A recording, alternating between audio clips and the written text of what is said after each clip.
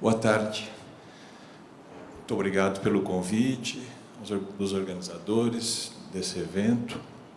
Quero cumprimentar os colegas aqui presentes, o velho colega de São Carlos, né, de bons tempos que estive lá, Miguel Buzar, e a professora Cristina Leme, com quem trabalho agora com mais proximidade.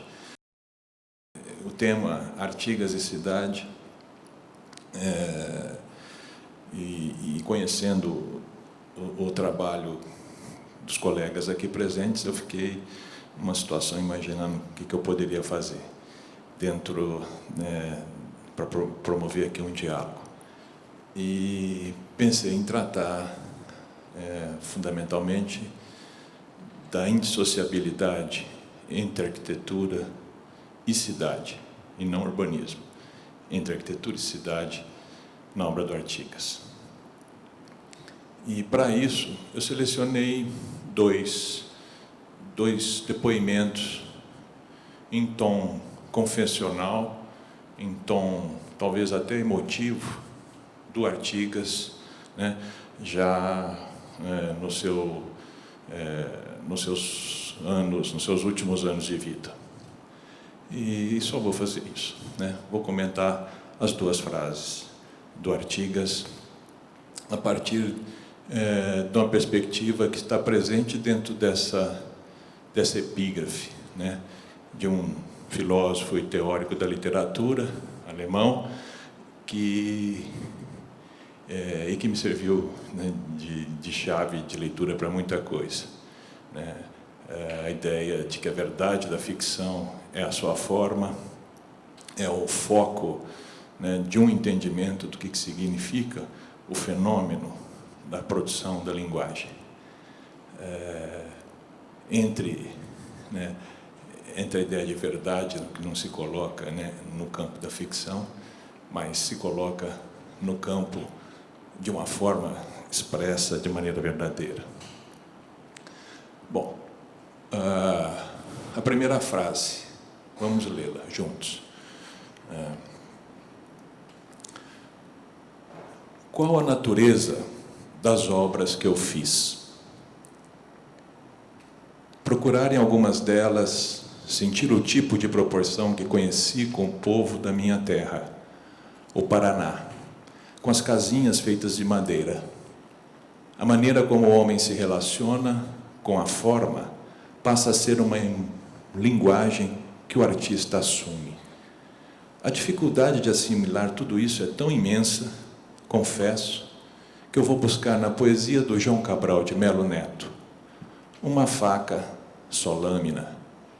Isso dá para mim uma metáfora de precisão que me conduz a buscar essas relações de proporção com o subjetivismo típico da criatividade artística, que não nasce por uma inspiração divina qualquer, mas pela convivência com a cultura. Bom, nesse depoimento, né, de claro tom confessional, o Artigas tenta explicar a dificuldade e a profundidade do que é a sua atividade de arquiteto, do que é fazer arquitetura e do desejo de buscar vínculos com aquilo que o formou, que é o campo da cultura. Esses vínculos são seus compromissos mais fundamentais ou mais fundantes. E ele busca, no apoio ao poeta João Cabral, seu contemporâneo, né, uma metáfora. Uma metáfora que parece ser o registro daquilo que mais interessa, daquilo que é essencial e que deve dirigir a atividade, né, de reflexão no campo da criação em arquitetura ou em outras artes. A primeira coisa que nos chama a atenção é essa inscrição num campo ampliado da cultura brasileira, né? E trazer um poeta para o diálogo, né, demonstra essa abertura de busca de um significado que não é próprio ou não é exclusivo do campo da arquitetura. A inscrição da arquitetura num campo desejável da cultura. A inscrição desse poeta em especial, né, do João Cabral de Melo Neto, um autor que declarou, certa vez, publicado na revista de Cadernos de Literatura Brasileira do Instituto Moreira Salles, que a sua maior influência como escritor é Le Corbusier. São pistas e sinais trocados, né? Quer dizer, talvez, para muitos críticos, para mim, pessoalmente, o maior poeta do país, o maior poeta em língua portuguesa, ter dito que o seu modelo, que a sua grande referência no processo criativo era o Le Corbusier. Entender esse diálogo cruzado me parece uma pista interessante para a gente ressaltar os pontos que eu acho que marcam aqui a proximidade entre esses dois autores, João Cabral e Artigas. Elementos que poderiam ser análogos, que nos indicaria virtudes ou qualidades, né, ou sentidos para obras desses autores. A primeira, que me parece evidente, é a dimensão metalinguística dos projetos do Artigas. A arquitetura que ele realizou, né, que estamos aqui diante, talvez, da obra-prima feita por ele, esse edifício, ele contém esses elementos de metalinguagem. Ao se produzir, ele explica para nós como se faz, como se realiza, como se projeta. É uma apresentação, não de um resultado.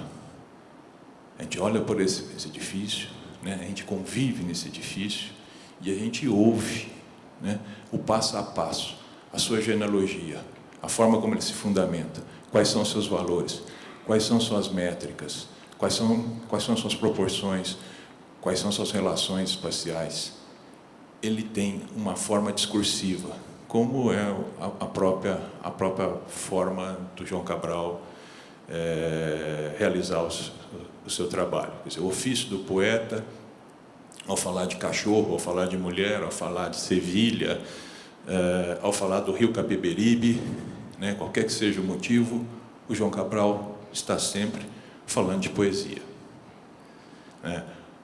Falar de um cão sem plumas, falar de uma realidade de míngua, falar da arquitetura sevilhana ou da mulher sevilhana, ele está dizendo como é que se faz poesia.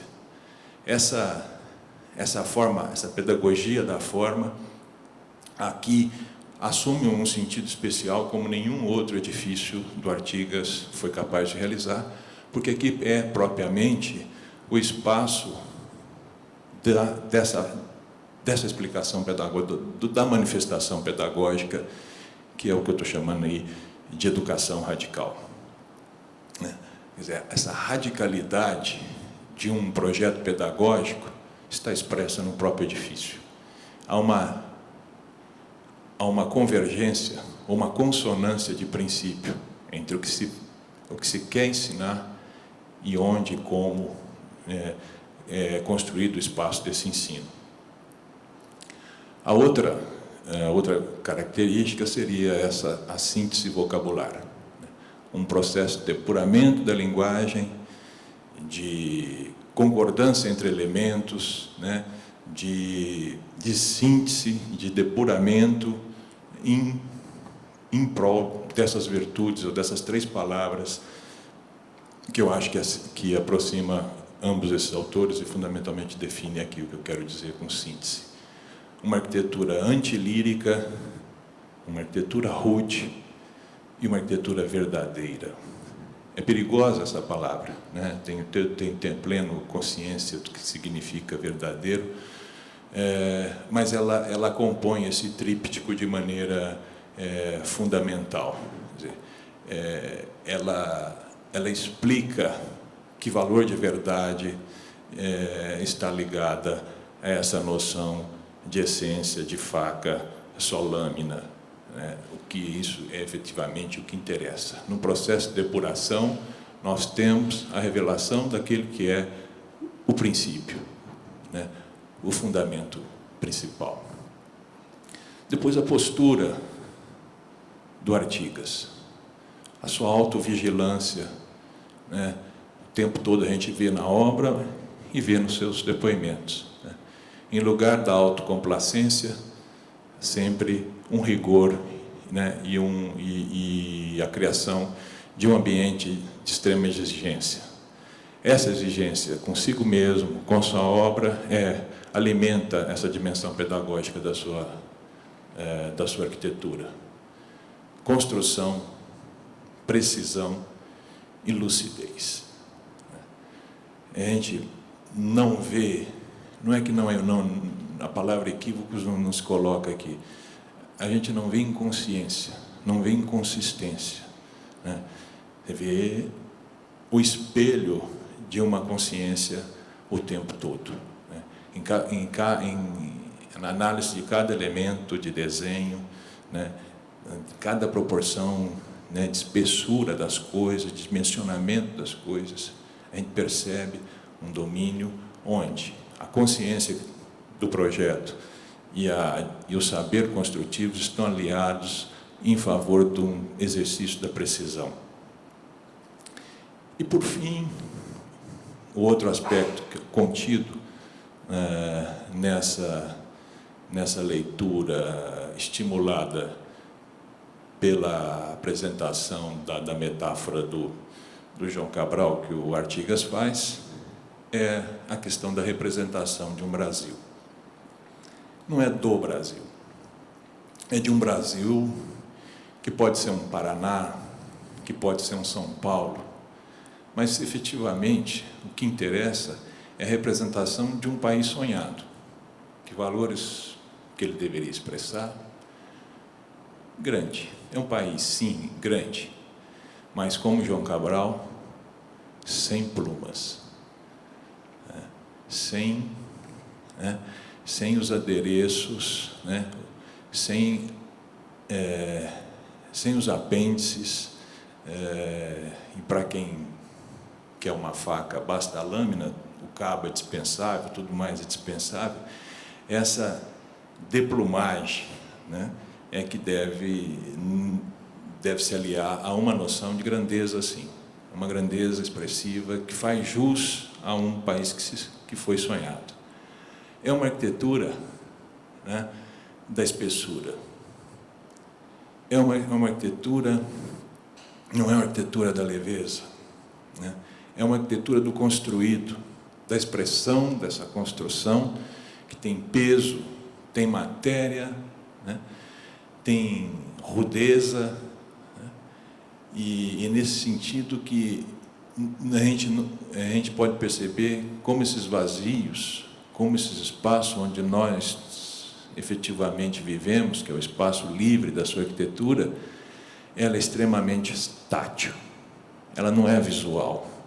Não se trata de construir imagens fotogênicas. É uma presença desse espaço que se percebe por esse contraste entre a espessura da arquitetura e o vazio que ela oferece, que é generoso, que é tátil, que não está lá fora, que talvez esteja em nós mesmos. Nós percebemos, sentimos, né? Ele é presente, né? E essa é um sinal que eu acho que também alia esses dois grandes criadores e personagens, protagonistas da cultura brasileira, sobretudo nesse momento que nós estamos falando aqui, anos 50 e 60. A palavra tem peso, tem espessura, tem precisão, tem rigor, né? Tem controle. é fruto de uma ação compositiva e não inspirada.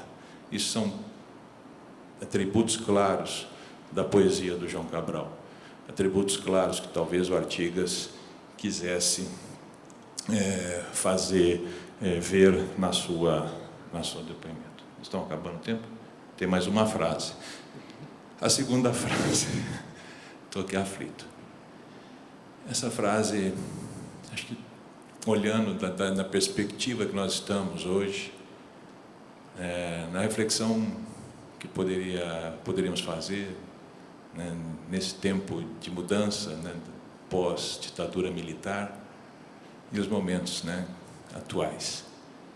Vi rapazes, em 68, tentarem seguir a luta armada. Eu os impedi, apesar de ter transformado alguns deles em meus inimigos. Mas tenho a impressão de que, com isso, salvei uma centena de jovens que hoje estariam na lista dos desaparecidos políticos do período da repressão. Isto está no meu coração como a melhor contribuição política que tem a juventude da minha pátria. Digo isso com uma profunda emoção. Do sofrimento do nosso povo, posso dizer que participei profundamente. Alguém terá olhos para, um dia, ler, nas formas que projetei, todo esse sofrimento. Se verá uma poética traduzida. Enfim, os arquitetos não dormiram, eles velaram.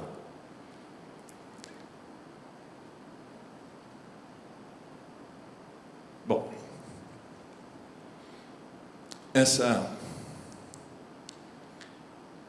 volto à frase inicial, de que a verdade da ficção está na forma. Olhando para essa frase hoje, a gente imagina a dimensão de coragem do Artigas em apostar que a revolução deveria se fazer no âmbito da linguagem da arquitetura. Que ela é mais difícil e mais exigente do que sair à luta. Parece ter clareza dessa posição. Que a revolução poderia ser feita dentro dos nossos modestos limites da arquitetura. E não abrir mão dessa possibilidade de revolução que a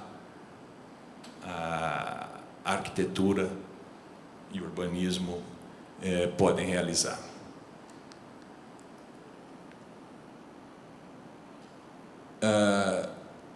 Essa opção por abordar o país por meio da arquitetura. Claro que podemos ver a consciência dos riscos que os seus alunos, que aqueles garotos corriam, o medo que isso podia, todo o receio, né, o perigo, etc. e tal. Mas não é essa a questão. A questão é apontar que esse país devia ser abordado por uma arquitetura. Refletir as contradições sociais do país por meio de um mergulho profundo na complexidade da linguagem. A transformação que Artigas sonhava para o Brasil deveria estar amparada pela consciência crítica do arquiteto, tanto na formulação de novos programas, quanto no âmbito da sua tradução artística. É esse o convite, né? E essa posição que provavelmente lhe angariou antipatia e críticas, muitas, e debates, e contraposições e antagonismos que todos nós conhecemos, né? Mas nesse depoimento, visto hoje em retrospecto, né, é impressionante a gente perceber como que ele se define, né, como ele definiu o campo da militância. A militância por aqueles atributos que aqui já mencionei, né, de cabralinos, vamos dizer assim, mas que se fez, que se realizou sob essa forma. Nós estamos aqui celebrando 100 anos de uma arquitetura que vale ser celebrada. Não é uma efeméride a um fundador da escola. Lê do engano. Não estamos aqui para louvar, né, um líder, né, como quem celebra os seus personagens. Mas, efetivamente, esse personagem é celebrado nessa ocasião porque a sua arquitetura sobreviveu. Os indícios dessa sobrevivência são muitos, a obras de outras gerações. E é dessa força, né, que eu queria reconhecer nesse sentido da frase aqui escolhida para lembrar do Artigas.